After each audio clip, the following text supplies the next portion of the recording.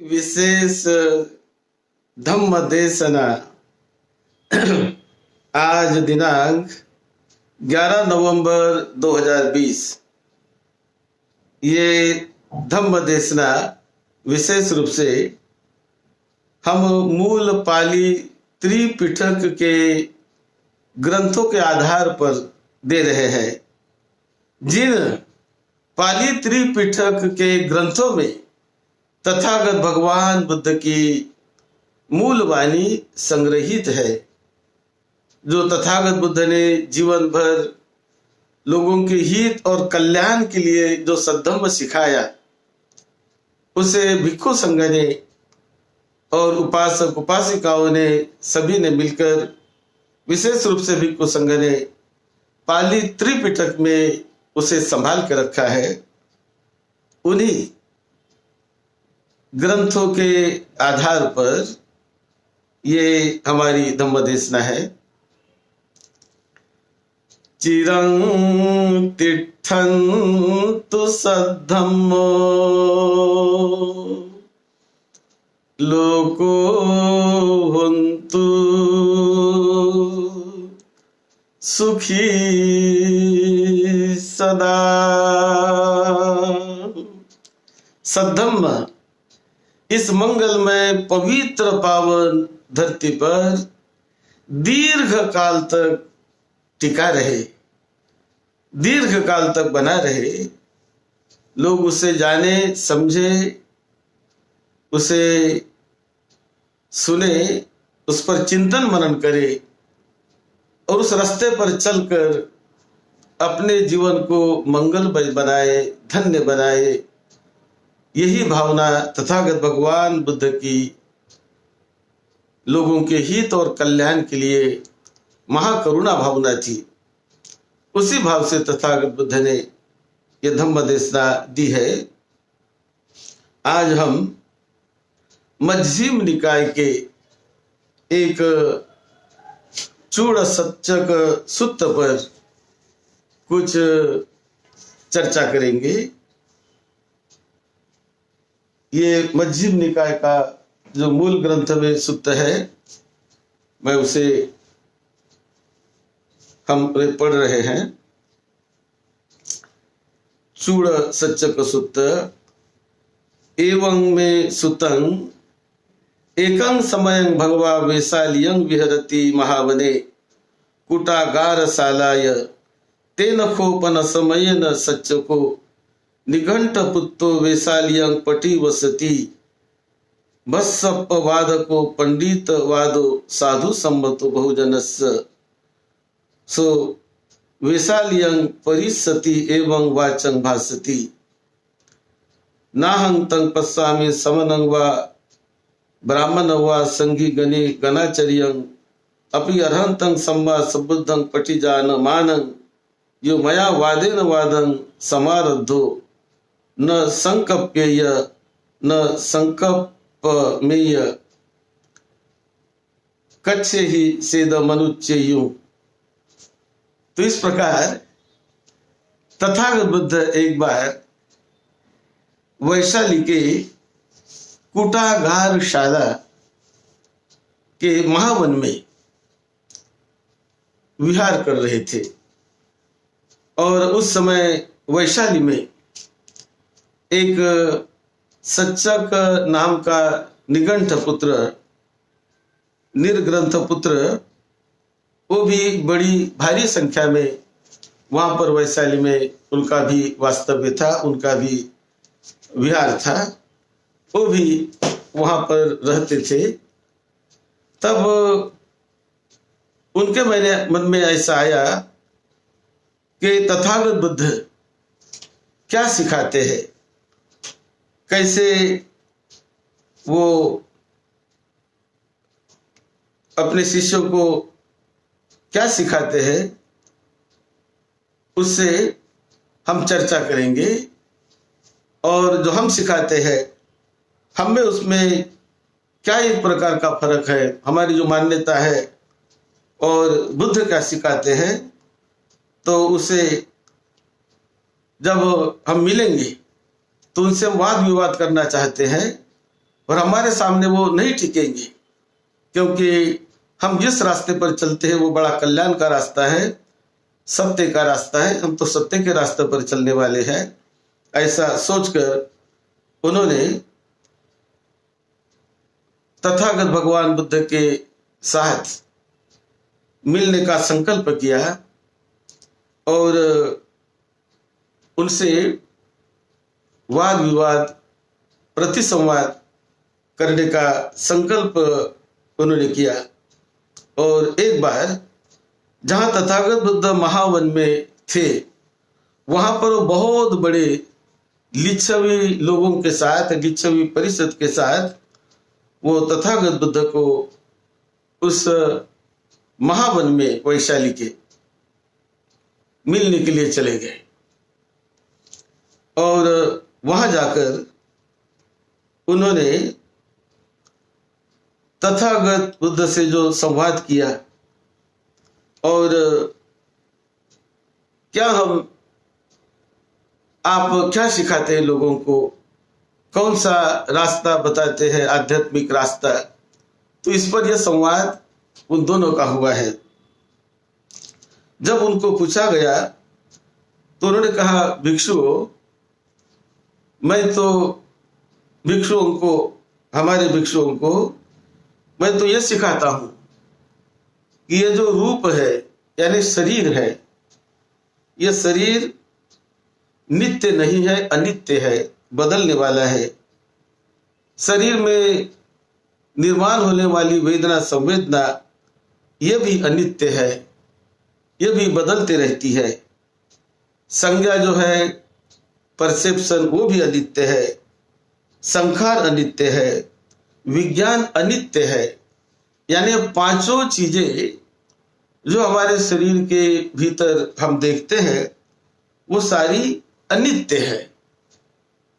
ऐसा वो शाश्वत नहीं है, ऐसा मैं सिखाता हूं।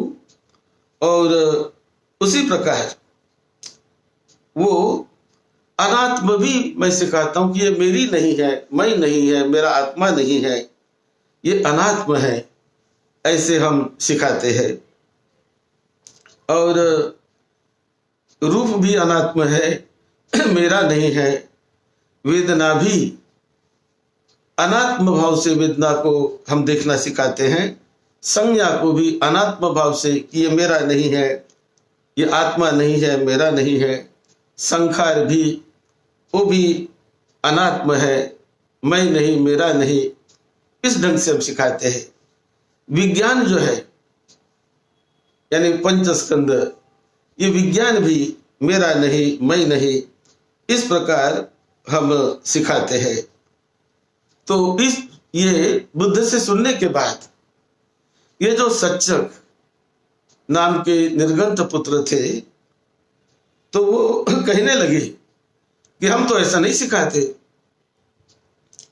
हम सिखाते हैं कि ये तो नित्य है, शाश्वत है।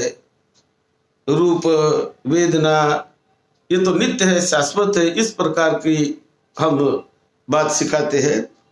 जैसे उन्होंने एक उदाहरण दिया कि जैसे ये जो महापृथ्वी है, ये महापृथ्वी के आधार पर ये बीज वृक्ष आदि यहाँ पर पलते फूलते हैं, फलते हैं, फूलते हैं, उनकी वृद्धि होती है। तो ये सब चीज होती है पृथ्वी के आधार पर ही। प्राणी भी जो है यहाँ पर ये पृथ्वी के आधार से है। तो पृथ्वी इसका आश्रय है, पृथ्वी इसका आधार है। सभी प्राणियों का आधार, सभी पेड़ पौधों का आधार, सभी जीवों का आधार ये पृथ्वी है, ऐसा हम सिखाते हैं। और उसी प्रकार जो कोई भी कार्य बल से, शक्ति से भी जो कोई कार्य इस पृथ्वी पर हम करते हैं, तो उन सभी का आधार यह पृथ्वी है। ये पृथ्वी ही आधार है, ऐसा हम सिखाते हैं। उसी प्रकार हम ये सिखाते हैं कि हमारे शरीर द्वारा जो कुछ भी होता है, हम शरीर से जो कुछ भी कार्य करते हैं या शरीर में जो भी वेदना जगती है, संवेदनाएं हैं, संखार है, संज्ञा है, जो पंचस्कंद है, ये जो रूप है, ये सब कुछ ये शरीर के आधार पर ही है। शरीर ही उनका आधार है। तो ऐसा हम सिखाते हैं कि शरीर के आधार पर ये वेदना, संवेदनाएं, विज्ञान, संज्ञा, संखार आदि ये जो पंच स्कंद है, ये शरीर के आधार पर है, ऐसा हम सिखाते हैं। और इसी के आधार पर, शरीर के आधार पर ही हम पुण्य कार्य करते हैं, कुशल कार्य करते हैं। पुण्य पाप जो कुछ भी होता है ये शरीर के आधार पर ही होता है, ऐसा हम सिखाते हैं। और ये कहते कहते फिर सचक ने कहा कि हमारे विचार जो है, जो मेरे विचार है, मेरे विचार में ये वेदना, संज्ञा, संखार, जिन्हें पंचस्कंद आप कहते हैं, वो पंचस्कंद, विज्ञान आदि ये सब मेरे आत्मा है। मैं उन्हें आत्मा की तरह हम समझते हैं कि आत्मा, और वो आत्मा यानी अजर है, अमर है, इस प्रकार से आत्मा को हम समझते हैं। और आत्मा ये नष्ट नहीं होती, और आत्मा वो मेरी है, मेरी आत्मा है, ऐसा हम मानते हैं। तो इस प्रकार जब सचक ने बुद्ध को कहा कि वेदना, संवेदना आदि ये मन, जिसे हम मन कहते हैं, उन्हें कुछ लोग आत्मा कहते हैं, तो ये आत्मा एक अमर है और न बदलने वाली है, इस प्रकार से हम लोगों को सिखाते हैं। ऐसा जब सचक ने बुद्ध को कहा, तब बुद्ध ने उनको पूछा, तो बुद्ध ने उनको ऐसा प्रश्न पूछा कि समझिए सचक, कोई राजा जो अपने भूमि का स्वामी है, राजा है इस देश का, तो देश का राजा यदि चाहे कि मेरे राज्य में रहने वाले किसी व्यक्ति को यदि मैं पकड़ना चाहूं, तो क्या वो पकड़ पाएगा? हाँ, पकड़ पाएगा। उसे यदि मैं दंडित करना चाहूं, तो क्या वो दंडित कर पाएगा? हाँ, जरूर दंडित कर पाएगा। उसे यदि वो राजा चाहे कि मैं मारना चाहूं, उसको मैं मृत्यु दंड दे दूं, ऐसा यदि राजा सोचता है, तो क्या मृत्यु दंड दे पाएगा? हाँ, दे सकता है। यदि वो चाहे कि उस आदमी को मैं मेरे राज्य के बाहर निकाल देता हूं, ऐसे मैं उनको आज्ञा देता हूं, तो तुम हमारे राज्य के बाहर, सीमा के बाहर चले जाओ, तो क्या कर पाएगा? हाँ, कर पाएगा, क्योंकि वो राजा है, उसकी हुकूमत वहां चलती है, उसके आज्ञा से लोग वहां काम करते हैं। इसीलिए अपने राज्य में रहने वाले किसी व्यक्ति को यदि वो पकड़ना चाहे तो पकड़ पाएगा, दंडित करना चाहे तो दंडित कर पाएगा, यदि उसको मृत्यु दंड भी देना चाहे तो मृत्यु दंड भी देगा। ये संभव है, ऐसा हो सकता है। अब ये बताओ कि अब तुम जो कहते हो ये शरीर में जगने वाली वेदना ये मेरी आत्मा है, ये शरीर मेरा है, मेरी आत्मा है, तो ये बताओ कि क्या ये शरीर जो तुम्हारा है, तुम मानते हो कि मेरा है, तो इस शरीर को तुम अपने वश में रख पाओगे क्या? ये तुम्हारे वश में है क्या? जैसे यदि जिस वस्तु को हम मेरी मानते हैं, तो मेरी मानने के बाद हम चाहे तो उस वस्तु के बारे में हम जैसा उसको हैंडल करें, जैसा उसको रखें, जहां रखें, यहाँ से वहां, वहां से वहां, इधर उधर जैसा भी हम रखना चाहे तो वस्तु को रख सकते हैं, क्योंकि वस्तु मेरी है। इस प्रकार यह शरीर यदि हमारा आत्मा या मेरा है, ऐसा यदि हम सोचने लगे तो ये बताओ कि क्या ये शरीर वश में है क्या? आपके, तुम्हारे वश में है क्या? तुम जैसा चाहे वैसा शरीर हो सकता है क्या? मैं चाहता हूं कि मेरा शरीर ऐसा बना रहे, ऐसा ही रहे, वैसा ही रहे, तो इस प्रकार से ये शरीर वैसा ही बना रहेगा क्या? ये अपने इच्छा से, अपने विचार से, जैसा मुझे लगा कि मैं मेरे शरीर को ऐसा बनाऊं, वैसा बनाऊं, मेरा शरीर ऐसा होवे, मेरा शरीर ऐसा ना होवे, मैं जैसा चाहता हूं वैसा ही मेरा शरीर होता रहे, मैं जो नहीं चाहता वैसा मेरा शरीर ना होवे, इस प्रकार की वश में है क्या तुम्हारा शरीर? तो ये जब प्रश्न उनको पूछा गया तो एकदम चुप रहा वो। फिर दूसरी बार पूछा बुद्ध ने कि ये बताओ सच्चा, ये शरीर तुम्हारे वश में है क्या? ये शरीर में जगने वाली वेदना संवेदना तुम्हारे वश में है क्या? ये शरीर में जो संज्ञा निर्माण होती है वो तुम्हारे वश में है क्या? तो ये बताओ। तो दो बार तो नहीं बताया, तीसरी बार पूछा कि बताओ। तो तीसरी बार उन्हें बताना पड़ा कि नहीं, यह शरीर मेरे वश में नहीं है, ये वेदना संवेदना मेरे वश में नहीं है, मेरे काबू में नहीं है, मैं जैसा चाहूं वैसा मेरे शरीर को नहीं रख सकता। मैं यदि चाहूं कि मेरा शरीर हमेशा नौजवान रहे, युवा ही रहे, तो नहीं रख सकता, क्योंकि मेरे काबू में नहीं है। मैं चाहूं कि मेरा शरीर बूढ़ा ना हो, ऐसा मैं चाहता हूं, लेकिन वो मेरे चाहने से नहीं कुछ होता है, वो बूढ़ा हो जाता है, वो जर्जर हो जाता है। मैं चाहूं कि मेरे दांत ना गिरे, लेकिन वैसा नहीं होता, मेरे चाहने से ऐसा नहीं होता कि मैं चाहता हूं कि मेरे दांत ना गिरे, दांत गिर जाते हैं, मैं नहीं रोक सकता है। मैं चाहता हूं कि मेरे बाल सफेद ना होवे, लेकिन सफेद हो जाते हैं, उसे मैं नहीं रोक सकता है। तो ये बताओ कि ये तो तुम्हारे वश में नहीं है, तो फिर मेरा कैसे कहते हो, मेरी आत्मा कैसे कहते हो? ये तो वश में नहीं है, मैं मेरा कैसे कहते हो? उसी प्रकार जैसे शरीर ये मेरा नहीं है,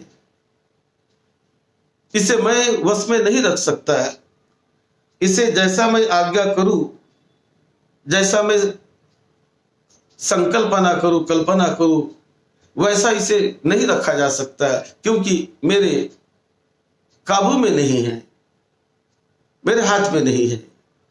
इसी प्रकार ये जो वेदना है शरीर में जगने वाली, ये भी मेरे हुक्म से नहीं जगती, मेरे आज्ञा से नहीं जगती, वो तो शरीर में जगते रहती है। कभी सुखद वेदना जगती है, कभी दुखद वेदना निर्माण होती है, तो कभी इस प्रकार की, कभी कड़ी दुखद वेदना होती है। तो ये मेरे वश में नहीं है। इस प्रकार संज्ञा भी मेरे वश में नहीं है, परसेप्शन मेरे वश में नहीं है, विज्ञान भी मेरे वश में नहीं है। तो ये तो सत्य है, ये मेरे वश में नहीं, ये बदलने वाला है, परिवर्तित होने वाला है, अपने ढंग से परिवर्तित होते रहता है, अपने ढंग से वो बदलते रहता है। ये अनित्य है, ये तो जैसा का वैसा बने रहने वाला नहीं है। यदि इसे मैं कहूं, मेरा कहूं, आत्मा कहूं, तो जैसा का वैसा बने रहने वाला होना चाहिए। जैसा मैं कहूं वैसा ही वो बने रहना चाहिए हमेशा के लिए, लेकिन ऐसा तो होता नहीं। वो तो अपने ढंग से बदलता है, मतलब बदलने वाले स्वभाव का है। वो नित्य नहीं है तो अनित्य स्वभाव का है, परिवर्तन होने वाले स्वभाव का है। ये वेदना परिवर्तन होने वाले स्वभाव की है, संवेदना परिवर्तन होने वाले स्वभाव की है, विज्ञान भी परिवर्तनशील स्वभाव का है, संखार परिवर्तनशील स्वभाव के है। तो इसे कैसे हम मेरी आत्मा कहे, कैसे मेरा कहे? तो इस प्रकार से वो समझ गया कि बुद्ध जो कहते हैं ये बात सही है, ये बात सही है। तो बुद्ध जो बता रहे कि ये वेदना बदलने वाली है, परिवर्तनशील होने वाली है, शरीर परिवर्तनशील होता है, शरीर बदलता है, चित्त बदलता है, मन बदलता है, तो ये बात तो सही है जो बुद्ध कहते हैं। फिर उन्होंने एक उदाहरण दिया बुद्ध ने कि जैसे कोई आदमी जंगल में जाए एक तीक्ष्ण कुल्हाड़ लेकर, और जंगल में जाकर, वन में जाकर वो चाहे कि मैं किसी पेड़ को काटकर उनका हीर या सार ले आऊंगा, ऐसा सोचकर वो जाता है और वहां जाकर कोई केले के पेड़ को वो काटता है, मूल से काटता है, ऊपर से काटता है, जहां वहां से काटता है, और उसके केले के पत्ते को जो लपेटन हुए जो पत्ते हैं लपेटे हुए उसको उधेड़ता है, उसको निकालता है। और ये निकालने के बाद भी वो जो सार के लिए गया तो सार वहां नहीं मिलेगा, वहां सार या फल्गु नहीं मिलता है ऐसा करने से। इसी प्रकार इस शरीर में जो कुछ परिवर्तनशील है, बदलने वाला है, उसको ठीक से हम जानेंगे, उसके सार को समझेंगे, तो हम दुख से मुक्त हो सकते हैं। इसीलिए मैं हमारे भिक्षुओं को सिखाता हूं कि ये जो शरीर है, ये रूप जो है, ये भूतकाल में रहा हुआ रूप, वर्तमान में रूप जो है, भविष्य में जो रूप है, ये सारा रूप, ये सारा शरीर हमेशा परिवर्तनशील स्वभाव वाला है, ये बदलने वाला है। ये मैं नहीं, ये मेरा नहीं, मेरा इस पर अधिकार नहीं, मेरे ये वश में नहीं, ये हम सिखाते हैं। और इसे हम मेरा नहीं मानते, इसे न मैं मानते हैं हम, न मैं है, न मेरा है, न शाश्वत है। ये निरंतर बदलने वाले स्वभाव का है। और इस प्रकार उसे जानते हुए, समझते हुए हम दृष्टा भावना से, प्रज्ञा जगाकर, प्रज्ञा से, दृष्टा से उसको बदलते हुए अवस्था में देखकर उससे हम चिपक नहीं बैठते, उससे आत्मभाव निर्माण नहीं करते, तो उससे हम छूटने का प्रयास करते हैं, उससे हम छूटने का प्रयास करते हैं। तो इस प्रकार कैसे हम छूटते हैं कि जैसे शरीर में निर्माण होने वाली जो सुखद वेदना है, तो सुखद वेदना को कोई बिना भावित शरीर वाला व्यक्ति सुखद वेदना को पकड़ लेता है, कुछ समय उसको आनंद मिलता है, और जब वो सुखद वेदना नष्ट हो जाती है तो वो दुखी होता है, बेचैन होता है, दुख में बिलखता है, दुख में व्याकुल हो जाता है। फिर जब कभी दुखद वेदना शरीर में निर्माण हो गई तो उसे मेरी मानकर, मैं मानकर उससे दुखी तो होता ही है, बेचैन होता है, व्याकुल होता है, क्योंकि उसे उसके साथ चिपकाव करने के कारण, उसके साथ लगाव करने के कारण, सुखद वेदना के साथ आसक्ति निर्माण करने के कारण वो दुखी होता है कि जब तक सुखी सुखद वेदना है तो उसको अच्छा लगता है, लेकिन सुखद वेदना, सुखद संवेदना हमेशा ही सुखद नहीं रहती, वो बदलती रहती है। तो इसीलिए जब बदलेगी तो दुख देने वाली बनेगी, बेचैन करने वाली बनेगी। इसीलिए उससे लगाव चिपकाव करना ये गलत है, वो हम नहीं करते। तो उसे दृष्टा भाव से देखते हैं कि मैं नहीं, मेरा नहीं, परिवर्तनशील होने वाला है, बदलने वाला है। इस भाव से जब हम देखते हैं तो उसको देखते देखते उस वेदना के, संवेदनाओं के लगाव चिपकाव से हम निकल जाते हैं। उसी प्रकार पंच स्कंध को ऐसा ही देखते हैं और पंच स्कंध के लगाव से, आसक्ति से, चिपकाव से चित्त विमुक्त हो जाता है, दूर हो जाता है और हम विमुक्ति का हम साक्षात्कार करते हैं। और इस वेदना में पड़े नहीं रहते, तो इस वेदना को दृष्टा भाव से देखकर, उसे स्थित प्रज्ञ भाव से देखकर, सब्बे वेदना अनिच्छाति यदा पඤ्याय पश्यति अथ निबंधति दुखे ये समग्गो विशुद्धिया। यानी दुख से मुक्त होने का एक ही रास्ता जो तथागत बुद्ध सिखाते, तथागत बुद्ध बताते हैं कि सारी वेदनाएं, सारी संवेदनाएं ये बदलने वाली है, परिवर्तनशील होने वाली है। ये पांचों स्कंध परिवर्तनशील स्वभाव के हैं, अनित्य स्वभाव के, बदलने वाले हैं। उन्हें यथाभूत वास्तविक ढंग से उसका दर्शन किया जाए, उन्हें देखा जाए, मैं मेरा न मानकर उसे देखा जाए। अथ निबंधति दुखे, तो चित्त दुख से छूट जाता है, वेदना संवेदना के चिपकाव से छूट जाता है और वो मुक्ति का, आनंद का साक्षात्कार करता है। तो ये साक्षात्कार करने का रास्ता हम सिखाते हैं और वेदना के, संवेदनाओं के ऊपर जाने का रास्ता, कि जो वेदना संवेदना है उसके ऊपर चित्त कैसे चला जाए, कैसे हम अपने चित्त को भावित करें।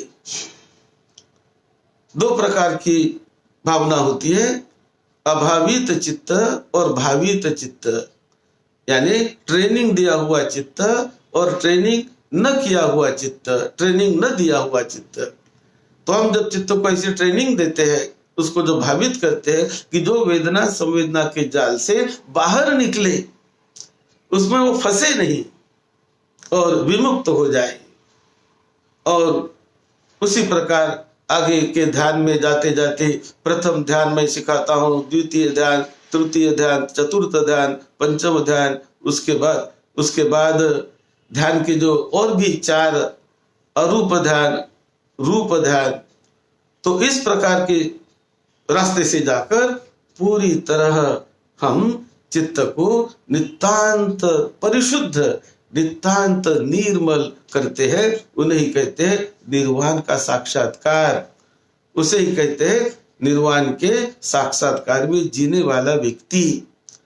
तो इस प्रकार से हम सिखाते हैं। और ये जब उन्होंने सुना तो बहुत वो धन्य हो गया। उनकी जो दृष्टि थी, जिसे मैं कहता था, मेरा कहता था, मैं मेरा, यही शरीर आत्मा है, यही मन ही आत्मा है, चित्त ही आत्मा है, ये न बदलने वाला है। तो ये जब उनको पता चला कि ये तो बदलने वाला है, इस पर कोई हमारा अधिकार नहीं, ये तो शाश्वत नहीं, इसका जब उन्हें अनुभव वास्तविकता से होने लगा, जानने लगा, तो बड़ा प्रभावित हो गया वो। और बहुत प्रभावित होकर तथागत भगवान बुद्ध की उन्होंने इस बात को मान लिया और मानकर बहुत प्रसन्न होकर कि तथागत जो सिखाते हैं ये सत्य है, वास्तविकता है, सही है, ऐसा समझकर वो सभी लोग बड़े प्रभावित हो गए। और सच्चक ने फिर भिक्खु संघ को अपने घर में सम्मान से निमंत्रित किया, भोजन के लिए बुलाया और 500 भिक्षुओं के लिए बहुत बड़ा सम्मान के साथ वहां बुलाकर भिक्षुओं को भोजन दिया, बुद्ध को वंदन किया। और अपनी उनकी दृष्टि जो थी वो बदल गई कि जो तथागत बुद्ध सिखाते हैं ये वास्तविकता, ये सत्यता है। इसी रास्ते से चित्त मुक्त हो सकता है, दुख मुक्त हो सकता है और चित्त अनंत सुख शांति को उस मुक्ति को, निर्वाण को पा सकता है, जान सकता है, इनका उसे एहसास हुआ और वो बुद्ध को धन्यवाद देने लगा। भिक्षु संघ को निमंत्रण देकर उन्होंने बहुत सत्कार के साथ भिक्षु संघ का स्वागत किया और अच्छा स्वादिष्ट भोजन परोसा और बुद्ध को उन्होंने वंदन किया। बुद्ध को वो मानने लगा। इस प्रकार इस चूड़ सच्चक सूत्र में और उसके बाद महासच्चक सूत्र, ऐसे दोनों सूत्र एक दूसरे से जुड़े हुए हैं। तो तथागत बुद्ध ने इस प्रकार उन सच्चक को समझाया और उसकी दृष्टि बदल गई और बड़ा उनका कल्याण होने लगा। सम्यक दृष्टि निर्माण हो गई, सत्यता समझ में आने लगी। क्या है वास्तविकता चित्त की, क्या है वास्तविकता इस शरीर की और क्या है वास्तविकता इस पंच स्कंद की, इसका उन्हें बोध हुआ, समझ में आने लगा और वो धन्य हो गया। इस प्रकार ये सूत्र मध्यम निकाय में आता है। एक बार किसी दूसरे विषय पर इस पर चर्चा हमने की थी कोई दूसरे एंगल से, तो आज भी इस पर हमने एक और भी दूसरे एंगल से चर्चा की। आप सबका मंगल हो, सभी को निरोगत्व मिले, लंबी उम्र मिले, सबको सुख शांति मिले, आपके परिवार के छोटे बड़े सभी को सुख शांति मिले, आपकी जीवन यात्रा मंगलमय सुख शांति पूर्वक बीतती रहे। यही मंगल मैत्री के साथ सद्धम्म की सेवा में, आपकी सेवा में डॉक्टर भदंत राहुल बोधी महाथेरो। आप सबका मंगल।